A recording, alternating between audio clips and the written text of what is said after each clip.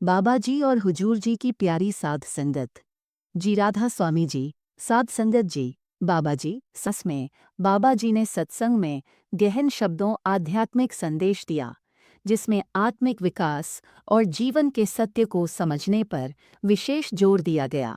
उन्होंने समझाया कि मनुष्य का जीवन केवल सांसारिक उपलब्धियों तक सीमित नहीं है, बल्कि इसका सर्वोच्च उद्देश्य आत्मा का परमात्मा से मिलन है।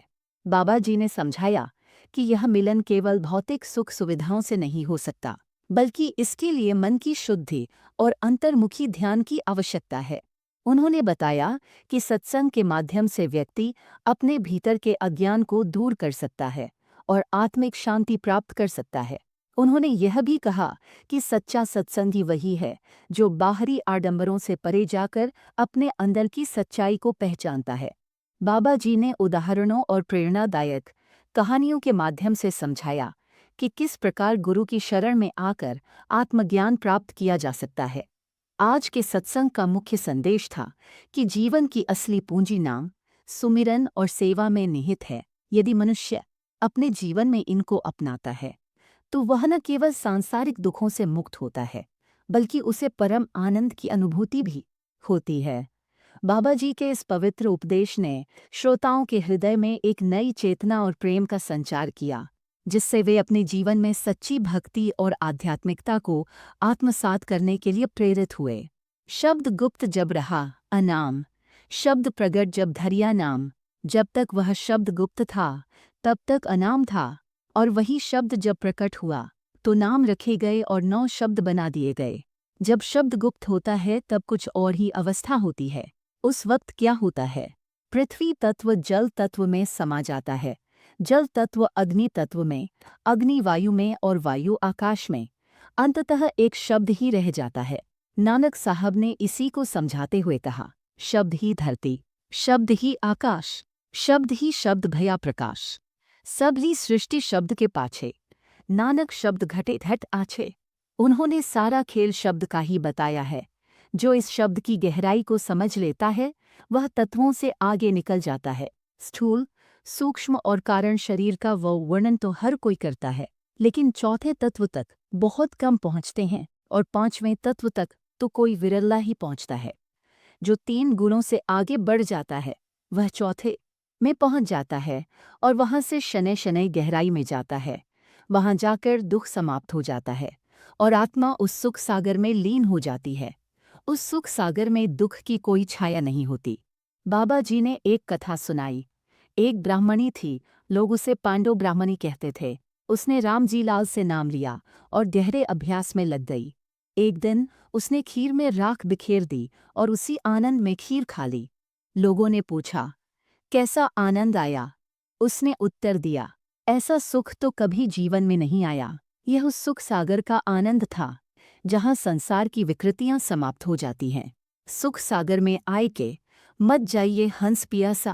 बाबा जी बोले, जो सुख सागर में पहुंचता है वह संसार के झमेलों को भूल जाता है। वहाँ शांति और आनंद का अनुभव होता है। परंतु आप पूछ सकते हैं, क्या मैं सुख सागर में पहुंच गया हूँ? नहीं, मैं अभी उस अवस्था में नहीं हूँ। मैं तो एक साधारण इंसान हूँ।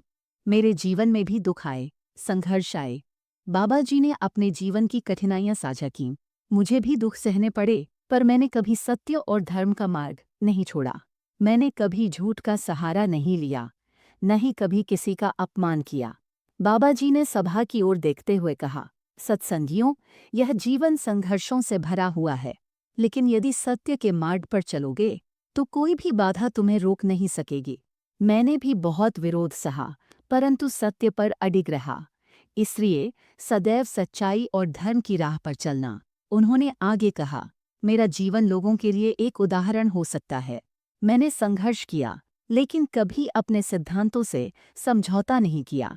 बाबा जी ने अंत में अपने गुरु की शिक्षाओं को स्मरण किया और कहा, सच्चाई पर चलना ही सबसे बड़ा धर्म है। जीवन में कितनी भी कठिनाइयां आएं, अगर तुम सत्य पर दृढ़ रहोगे तो परमात्मा सदैव तुम्हारे साथ रहेगा। बाबा जी ने थोड़ा विराम लिया और फिर अपनी मधुर वाणी में बोले, भाइयों और बहनों, जीवन का सार यही है कि हम उस परमात्मा से जुड़े रहें जो हमारे भीतर निवास करता है। वह शब्द रूप में हर जगह विद्यमान है, परंतु उसे अनुभव करने के लिए मन की गहराई में उतरना होगा। उन्होंने समझाया, मनुष्य जीवन बहुमूल्य है। यह केवल भौतिक सुखों के लिए नहीं, बल्कि आत्मा के वास्तविक आनंद को प्राप्त करने के लिए मिला है।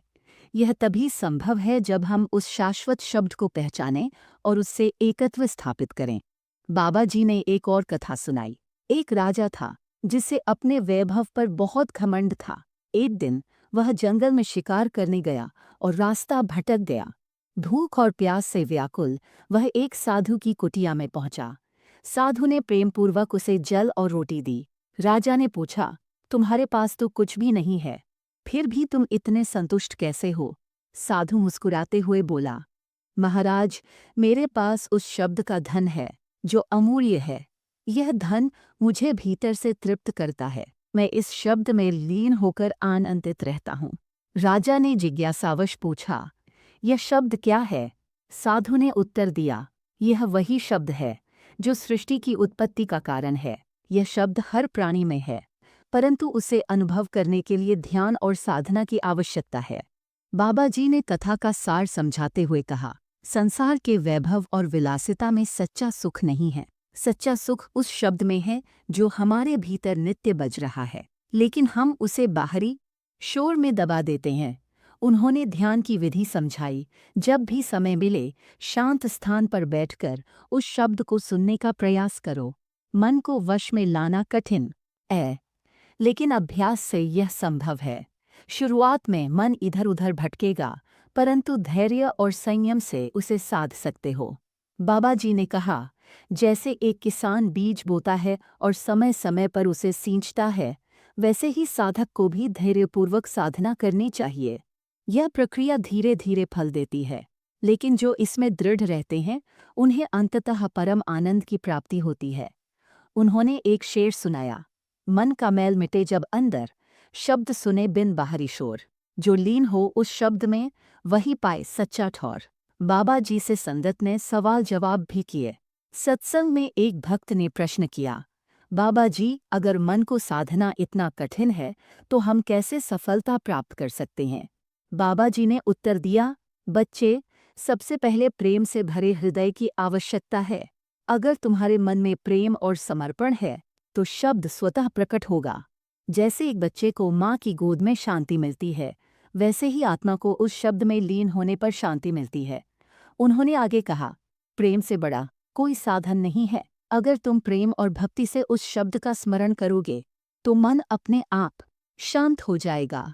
इसलिए सदैव प्रेम और विनम्रता से जीवन जियो। किसी से बैर मत रखो, नहीं किसी का अहित सोचो। प्रेम गली अति सांकरी, जा में दो न समाए। जब मैं था तब हरि नहीं, अब हरि है मैं नाए। बाबा जी ने इस दोहे की व्याख्या करते हुए कहा, जहाँ अहंकार है वहाँ प्रेम नहीं हो सकता, और जहाँ प्रेम है वहाँ अहंकार का कोई स्थान नहीं है। जब हम अपने अहंकार को त्याग देंगे तभी परमात्मा का अनुभव कर पाएंगे। बाबा जी ने सभी को प्रेम और सद्भावना का संदेश दिया और कहा, आज के सत्संग से यही सीख लेकर जाओ कि शब्द की साधना करो और प्रेम से भरे हृदय के साथ जीवन जियो। यही सच्चा धर्म है और यही परमात्मा की सेवा है। बाबा जी ने सत्संग को आगे बढ़ाते हुए कहा, यह संसार एक माया का जाल है। यहाँ सब कुछ क्षणभंगुर है, धन, यश, वैभव और यहाँ तक कि यह शरीर भी, लेकिन आत्मा अमर है। अजर अमर शब्द का अंश है। अगर हमें सच्चे सुख की प्राप्ति करनी है तो हमें आत्मा के इस स्रोत को पहचानना होगा। उन्होंने एक और कथा सुनाई। एक बार एक व्यापारी था जो बहुत धनी था, लेकिन उसे अपने धन का घमंड था। एक संत उसके नगर में आए और उसने संत को भोजन के लिए आमंत्रित किया। भोजन के बाद संत ने पूछा, व्यापारी, तुम्हारे पास बहुत संपत्ति है, लेकिन क्या तुम्हारे पास सच्ची शांति भी है? व्यापारी ने कहा, संपत्ति ही शांति है, इसमें क्या संदेह है? संत मुस्कुराए और बोले, तो फिर तुम्हें रात को गहरी नींद क्यों नहीं आती? व्यापारी चौंक गया क्योंकि यह उसकी समस्या थी। संत ने समझाया, जब तक मन सांसारिक बंधनों में उलझा रहेगा, शांति नहीं मिलेगी। शांति तो उसी को मिलती है जिसने शब्द का आश्रय लिया है। बाबा जी ने इस कथा का मर्म बताते हुए कहा, भौतिक वस्तुएं हमें क्षणिक सुख दे सकती हैं, परंतु आत्मिक शांति शब्द की साधना में है। यह शब्द हमारे भीतर नित्य प्रवाहित हो रहा है, बस उसे सुनने की साधना करनी है। उन्होंने समझाया, जब हम शब्द को सुनते हैं तो मन के विकार धीरे धीरे समाप्त हो जाते हैं। मन शांत होता है और आत्मा में लीन होने लगता है। यह वही अवस्था है जहाँ परमात्मा का साक्षात्कार होता है। एक शिष्य ने पूछा, बाबा जी, ये शब्द सुनाई कैसे देता है? बाबा जी ने प्रेमपूर्वक उत्तर दिया, यह शब्द बाहरी ध्वनि नहीं है, यह आंतरिक संगीत है जो आत्मा से उत्पन्न होता है। इसे सुनने के लिए मन को एकाग्र करना पड़ता है और इंद्रियों को वश में रखना पड़ता है।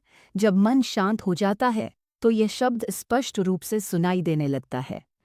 बाबा जी ने एक सुंदर उदाहरण देकर समझाया, जैसे एक झील में पानी स्थिर हो तो उसमें आकाश का प्रतिबिंब साफ दिखाई देता है, वैसे ही जब मन शांत होता है तो आत्मा में शब्द का अनुभव होता है। उन्होंने ध्यान की विधि को और विस्तार से समझाया। प्रत्येक दिन समय निकालकर एकांत में बैठो, अपनी दृष्टि को भ्रिकुटी भौहों के बीच पर केंद्रित करो और मन को शब्द में लीन करने का प्रयास करो। शुरू में मन भटकेगा, विचार आएंगे, लेकिन अभ्यास से यह थम जाएगा। बाबा जी ने एक और शेर सुनाया, भीतर बजी जो प्रेम की बांसुरी, शब्द वही अनहद होए, जो सुन ले इस धुन को वो ही सच्चा संत कहाए। उन्होंने आगे कहा, यह प्रेम की बांसुरी ही आत्मा का संगीत है, जिसे सुनने के बाद सभी दुख और चिंताएं समाप्त हो जाती हैं। यही उस शब्द की महिमा है जो अनादि और अनंत है। सभा में एक वृद्ध महिला ने आंखों में आंसू भरकर पूछा, बाबा जी, क्या यह संभव है कि इतने विकारों के साथ भी हम उस शब्द को सुन सकें? बाबा जी ने स्नेहपूर्वक कहा, बिल्कुल, क्योंकि शब्द की महिमा इतनी महान है कि यह सभी विकारों को समाप्त कर देती है। जिस प्रकार अग्नि लकड़ी को भस्म कर देती है, वैसे ही शब्द की साधना मन के विकारों को नष्ट कर देती है। उन्होंने समझाया, शर्त केवल इतनी है कि तुम्हारा हृदय निर्मल और प्रेम से भरा हो। जब तुम पूरे समर्पण और श्रद्धा के साथ साधना करोगे तो शब्द अवश्य प्रकट होगा। उन्होंने एक और दोहा सुनाया, मन निर्मल हो प्रेम से, शब्द सुनाई दे। आप जो ध्यान में लीन हो वही पावे परम प्रकाश। बाबा जी ने सत्संग को सार देते हुए कहा, जीवन का उद्देश्य केवल सांसारिक उपलब्धियां नहीं हैं, बल्कि आत्मा का परमात्मा से मिलन है। यह मिलन शब्द के माध्यम से ही संभव है। इसलिए संसार में रहते हुए भी उस शब्द में लीन रहो। उन्होंने यह उपदेश दिया, संसार के कार्य करो, परिवार का पालन पोषण करो, परंतु मन को शब्द में लीन रखो। जैसे कमल का फूल कीचड़ में रहकर भी निर्मल रहता है, वैसे ही साधक संसार में रहकर भी उस शब्द से जुड़ा रह सकता है। सत्संग के अंत में बाबा जी ने सभी को प्रेम, करुणा और सहानुभूति का संदेश दिया। यदि तुम्हारे हृदय में प्रेम और सेवा की भावना होगी तो तुम्हें साधना में कभी बाधा नहीं आएगी। प्रेम ही वह पुल है जो आत्मा को परमात्मा से जोड़ता है। सभा में उपस्थित सभी भक्तों ने बाबा जी के वचनों को हृदय में बसा लिया। उनके चेहरे पर शांति और आनंद की झलक थी। बाबा जी ने सभी को आशीर्वाद दिया और सत्संग का समापन किया। सत्संग समाप्त होने के बाद भी बाबा जी के वचनों की गूंज भक्तों के हृदय में अनवरत प्रवाहित हो रही थी। वे सभी उस शब्द की साधना में लीन होने के लिए प्रेरित हुए, जो अमर है, अनंत है और परमात्मा का साक्षात स्वरूप है।